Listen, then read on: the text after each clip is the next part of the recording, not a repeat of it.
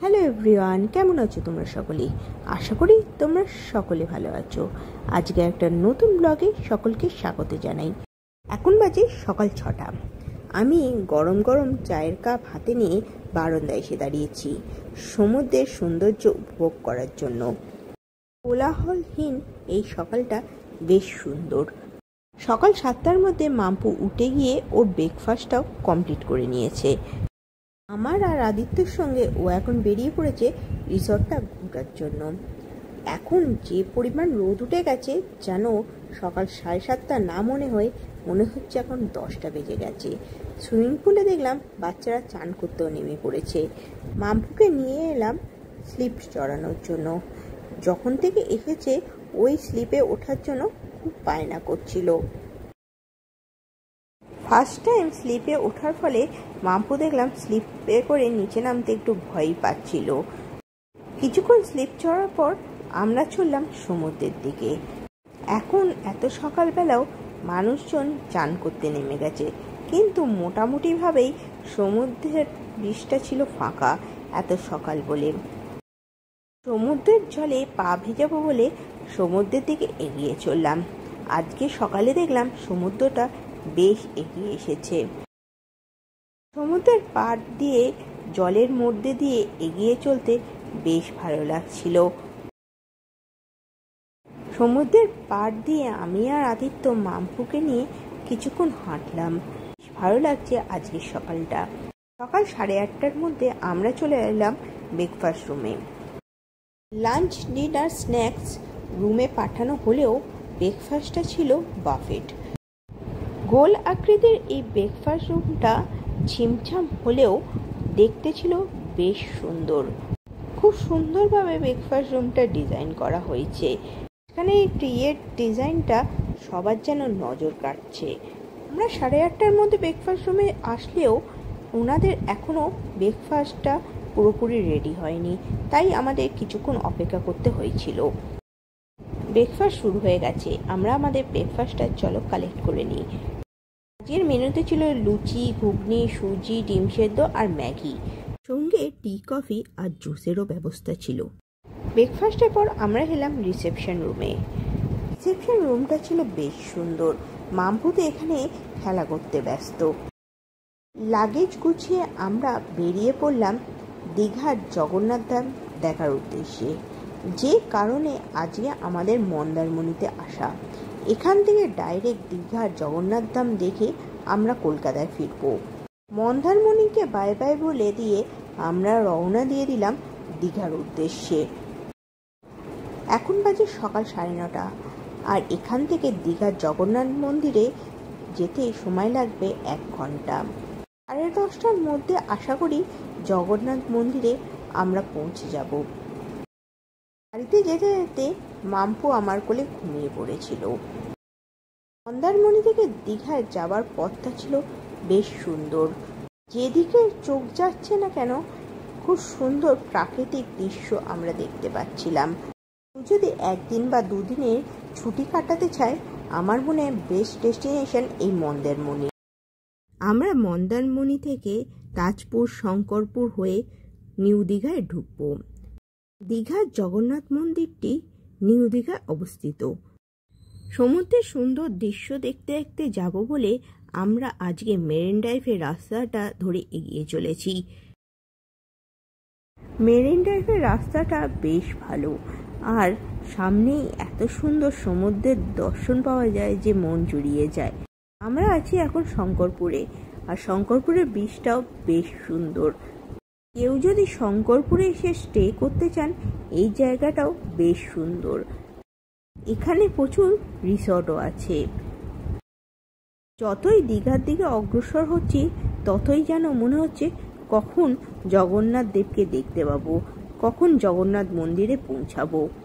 অক্ষয় তৃতীয়ার দিন যখন থেকে এই মন্দির উদ্বোধন হয়েছে, তবে থেকেই মনের মধ্যে একটাই আশা ছিল, কবে আমি দীঘার মন্দিরে যাব, কবে দীঘার জগন্নাথ দেবকে দর্শন করব। শেষমেশ আজ আমি দীঘার জগন্নাথ মন্দিরে এসে পৌঁছে গেছি। এবার গাড়ি পার্ক করে ঢোকার পালা। কিন্তু প্রথমে বুঝতে পারছিলাম না গাড়ি পার্কিংয়ের জায়গাটা কোথায়। ওখানে মন্দিরের গার্ডদের কাছ থেকে জানতে পারলাম সামনে 6 নম্বর গেটের দিকে রয়েছে গাড়ি পার্কিংয়ের জায়গা। গাড়ি পার্কিংয়ের জায়গাটা বেশ বড়। মন্দিরে ঢোকার সময় জুতো কোথায় খুলতে হবে সেই নিয়ে মনের মধ্যে দ্বন্দ্ব থাকার ফলে আমরা গাড়িতেই জুতো খুলে এগিয়ে গেছিলাম মন্দিরের দিকে। মাম্পুকে কোলে নিয়ে আমরা এগিয়ে চললাম মূল গেটের দিকে। এই মন্দিরে ঢোকার প্রচুর গেট রয়েছে। আমরা ঢুকেছিলাম মূল গেট দিয়ে। গেটের সামনে এসে দেখলাম এখানে জুতো রাখার ব্যবস্থা আছে। মন্দিরে ঢোকার মুখে দেখলাম প্রচুর চেকিং চলছে। এখানে কোনোভাবেই কোনো গ্যাজেট নিয়ে ঢোকা যাবে না এবং কোনো মাদকদ্রব্য নিয়েও ঢোকা নিষিদ্ধ। মন্দিরের ভেতর ঢুকে দেখলাম মন্দিরটা বেশ বিশাল। বিশালতার কারণে প্রচুর দর্শনার্থীরা একসঙ্গে জগন্নাথ দেবকে দর্শন করার এখানে সুযোগ পাচ্ছেন। পুরীর মন্দিরের আদলে এই মন্দিরটি তৈরি করা হলেও মূল মন্দিরটিকে কয়েকটি অংশে ভাগ করা হয়েছে। মন্দিরের প্রথম অংশে ঢোকার সঙ্গে সঙ্গেই আমরা দর্শন পেলাম জগন্নাথ দেবের। মন্দিরের এই অংশে কাঠের একটি সিংহাসনের মধ্যে জগন্নাথ দেব এখানে অধিষ্ঠান করছে। জগন্নাথ মন্দিরের দরজাগুলো ছিল সুবিশাল। কাঠের তৈরি এই দরজাগুলো সুন্দর কারুকার্যময়। জগন্নাথ মন্দিরের প্রথম অংশ থেকে বেরোনোর সঙ্গে সঙ্গে আমাদের চোখে পড়ল সুন্দর দুদিকে দুটো জলাশয়ের, যা এই মন্দিরের সৌন্দর্যকে আরও কয়েক গুণ বাড়িয়ে দিচ্ছে। এই জলাশয়ের মধ্যে কয়েকটি পদ্ম ফুল ফুটে থাকতেও আমরা দেখতে পেলাম।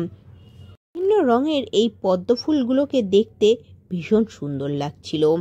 ছোট ছোট বিভিন্ন ধরনের মাছও রয়েছে এই জলাশয়ের মধ্যে। যত দর্শনার্থী মন্দির দর্শন করতে আসে তাদের মনকে যেন এই জলাশয়ে ফুটে থাকা পদ্ম ফুল খুবই আকৃষ্ট করছে। আমরা এগিয়ে চললাম মন্দিরের দ্বিতীয় অংশের দিকে। এখানে বিষ্ণুদেবের একটি মূর্তি রয়েছে, যেখানে বিষ্ণুদেব বাসুকী নাগের ওপর শয়ন করে আছে। এখান থেকে আমরা এগিয়ে চললাম মূল মন্দির মানে মূল নাট মন্দিরের দিকে। পুরীর মন্দিরের আদলে দীঘার এই জগন্নাথ মন্দিরটি তৈরি হওয়ায় এখানেও মন্দিরের মাথায় সুদর্শন চক্র আছে। এখানেও প্রত্যেক দিন ধ্বজা উত্তোলন করা হয়। দীঘার এই জগন্নাথ মন্দিরটি উদ্বোধন হয়েছে 2025 সালের অক্ষয় তৃতীয়ার দিন। দীঘার এই জগন্নাথ মন্দিরটি সকাল 5:30টার মধ্যে খুলে যায়, আবার দুপুর 12:30টায় বন্ধ হয়ে যায়, ফের আবার বিকেল 3:30টার মধ্যে খুলে যায়, সেটা আবার রাত 9টায় বন্ধ হয়। এই মন্দিরটি বিশাল আকৃতির, তো এটা ঘুরে দেখতে প্রায় 1 থেকে 1.5 ঘন্টা সময় লাগবে। তো সবসময় মনে রাখবেন, এখানে আসতে গেলে হাতে সময় নিয়ে আসবেন এই মন্দিরটি ঘুরে দেখার জন্য। আমরা প্রবেশ করলাম মন্দিরের মেন অংশে। এখানের প্রত্যেকটা পিলারে গায়ে রয়েছে বিভিন্ন ধরনের কারুকার্য করা। নাট মন্দির থেকে এগিয়ে গেলেই পড়বে জগন্নাথ দেবের মূল মন্দির। দূর থেকে দর্শন মিলল জগন্নাথ দেবের। জগন্নাথ দেবকে দেখা মাত্রে মনের মধ্যে যেন একটা শান্তি অনুভব হলো। ভিড় ঠেলে এগিয়ে গেলাম জগন্নাথ দেব, বলরাম দেব এবং সুভদ্রাকে দেখার উদ্দেশ্যে। পুরীর জগন্নাথ দেব কাঠের তৈরি হলেও দীঘার জগন্নাথ দেব কিন্তু পাথরের তৈরি। মন্দিরের ভেতরে এত মানুষের সমাগম একসঙ্গে ঘটেছে যে আমি একসময় মাম্পুকে আর আদিত্যকে খুঁজেও পাচ্ছিলাম না। এই দিক ওদিক অনেকক্ষণ খোঁজাখুঁজির পর একটা সাইডে ওদের দাঁড়িয়ে থাকতে দেখলাম। কোথায় ছিলিস তোরা?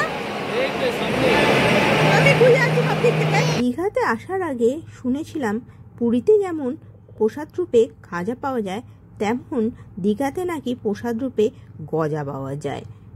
তো মন্দিরের ভেতরে তো কোথাও কোনো প্রসাদ পাওয়া যায় এরকম কিছুই দেখতে পেলাম না। শেষমেশ মন্দিরের একটা প্রভুকে জিজ্ঞেস করলাম প্রসাদ কোথা থেকে পাওয়া যায়।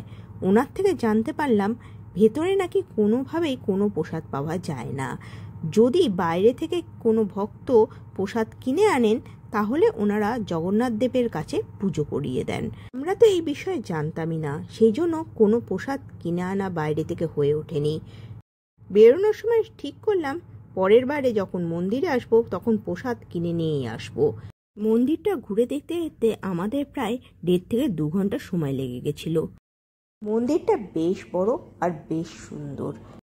এখন ঘুরিতে প্রায় 12টা বাজতে যায়। প্রচুর রোদের তাপ এখানে। মাম্পু তো চোখ খুলতে পারছে না। আমি তাই আমার ওড়নাটাই ওর গায়ে জড়িয়ে দিয়েছি যাতে ও রোদ থেকে একটু আরাম পায়। মন্দির থেকে বেরোনোর সময় সামনেই দেখলাম 3টে রথ দাঁড়িয়ে আছে। রথগুলো এখন তৈরি হচ্ছে। সামনেই তো রথযাত্রা। কেউ যদি রথযাত্রার সময় দীঘায় আসার পরিকল্পনা করে থাকেন তাদের বলছি আগে থেকে যেন হোটেল বুকিংটা করে রাখবেন, কারণ এখন দীঘায় হোটেল প্রায় পাওয়া যাচ্ছে না। পুরো মন্দিরটা ঘুরে দেখার পর একটাই কথা বলতে চাই, কেউ যদি মনের মধ্যে ভেবে আসেন দীঘার জগন্নাথ মন্দিরটা পুরীর জগন্নাথ মন্দিরের মতন হবে, এটা কিন্তু সঠিক নয়। দুটো মন্দির পুরোপুরি ভিন্ন। দীঘার জগন্নাথ মন্দির পুরোপুরি ইস্কনের প্রভুরাই পরিচালনা করে, তাই এখানে ইস্কনের রাধাকৃষ্ণের মন্দিরের কালচার কিছুটা হলেও চোখে পড়বে আপনাদের। পুরো দীঘার জগন্নাথ মন্দিরটা ঘুরে দেখে আমার বেশ ভালো লেগেছে। বেরোনোর সময় একটা কথাই মনের মধ্যে ঘুরতে থাকলো, আবার কবে দীঘায় আসবো, আবার কবে মন্দিরে এসে জগন্নাথ দেবকে দর্শন করব। আবার দীঘার জগন্নাথ মন্দিরে আসার ইচ্ছে নিয়ে জগন্নাথ দেবকে প্রণাম জানিয়ে বাড়ির পথের দিকে এবার রওনা দিলাম। মন্দির থেকে গাড়িতে আসতে গিয়ে পুরো পাটা পুড়ে গেল। পিচের রাস্তাতে প্রচন্ড গরম, আর মানে জল ঢালছিল, আরো বেশি গরম লাগছিল। ওই জায়গাটা জল ঢালাতে বাষ্প হচ্ছে আর প্রচন্ড গরম লাগছে। লাস্ট মিনিট জল পায়ে দিতে বলেছি, মানে পা পুরো ছ্যাঁকায়, পুরো অবস্থা খারাপ। পিচের রাস্তা তো, আর মাম্পু তখন থেকে এসে জল খেয়ে যাচ্ছে, এত জল তেষ্টা পেয়ে গেছিল। চলো এখান থেকে এবার রওনা দিই। এবার মাঝখানে শুধু রেস্টুরেন্টে নেমে খাবো, তারপর একদম বাড়িতে। মন্দির থেকে এবার আমরা কলকাতার পথের দিকে রওনা দিলাম। প্রথমে আমরা তো বুঝে উঠতে পারছিলাম না যে আজকের লাঞ্চটা আমরা কোথায় করব। একবার মনে হচ্ছিল দীঘার কোনো রেস্টুরেন্টে গিয়ে লাঞ্চটা করে তারপর কলকাতার দিকে রওনা দিই। আরেকবার মনে হচ্ছে না, মাঝে কোথাও গাড়ি থামিয়ে লাঞ্চটা করে নেব। এত কিছু দোনোমনোর মাঝখানে আমরা ঠিক করলাম আমরা শঙ্করপুরে গিয়ে কোনো রেস্টুরেন্টে আজকের লাঞ্চটা আমরা করে নেব, তারপর আমরা কলকাতার দিকে রওনা দেব। আমরা শঙ্করপুরে পৌঁছে গেছি। শঙ্করপুরেও প্রচুর রিসর্ট আছে, সেরকমই একটি রিসর্টে আজকে আমরা পৌঁছেছি। আজকের আমাদের লাঞ্চটা এখানকারই ইনহাউস রেস্টুরেন্টে করব বলে। শঙ্করপুরে এই রিসর্টটার নাম গোল্ডেন ভিউ রিসর্ট। রিসর্টটার ভেতরে গিয়ে দেখলাম রিসর্টটা ছিল বেশ বড় আর বেশ সুন্দর। এখানে সুইমিং পুলেরও ব্যবস্থা আছে। এই রিসর্টে কটেজ রুমও অ্যাভেলেবেল আছে। এই গোল্ডেন ভিউ রিসর্টের সামনেই সি বিচটা পড়ে, শুধু একটু হাঁটা পথ। কেউ যদি মনে করেন শঙ্করপুরে এসে নিজেদের টাইম স্পেন্ড করবেন, তো এই রিসর্টটা যথেষ্ট সুন্দর। আমরা রেস্টুরেন্টের ভেতরে গিয়ে তাড়াতাড়ি করে খাবার অর্ডার করে দিয়েছিলাম। আর মাম্পু তো এখানে প্রচুর দুষ্টুমি করছিল। এ তো টেবিলের উপর উঠে দাঁড়িয়ে পড়েছে, তাকে তো টেবিল থেকে নামানোও যাচ্ছে না। এখানে আমরা থালি নিয়েছিলাম, 2টো থালি নিয়েছিলাম। তার মধ্যে যে ভাত, শুক্তো, ডাল, পাঁপড়, আর সঙ্গে আমরা মাটন আর চিকেনও অর্ডার করেছিলাম। খাওয়া দাওয়া শেষ করে আমরা এবার শঙ্করপুর থেকে কলকাতার দিকে রওনা দিলাম। গুগল ম্যাপে দেখাচ্ছে এখান থেকে কলকাতা পৌঁছাতে প্রায় 4 ঘন্টা সময় লাগবে। এখন বাজে দুপুর 2:30। আশা করি 5:30 6টার মধ্যে বাড়িতে ঢুকে যাব। দুদিনের এই দীঘা আর মন্দারমণির ট্যুরটা আমাদের বেশ ভালো ছিল, প্রচুর এনজয় করলাম আমরা। আজকের ভিডিওটা এইটুকুই। ভালো লাগলে লাইক, শেয়ার অ্যান্ড সাবস্ক্রাইব করতে ভুলো না। সকলে ভালো থেকো, সুস্থ থেকো আর সকলকে ভালো রেখো।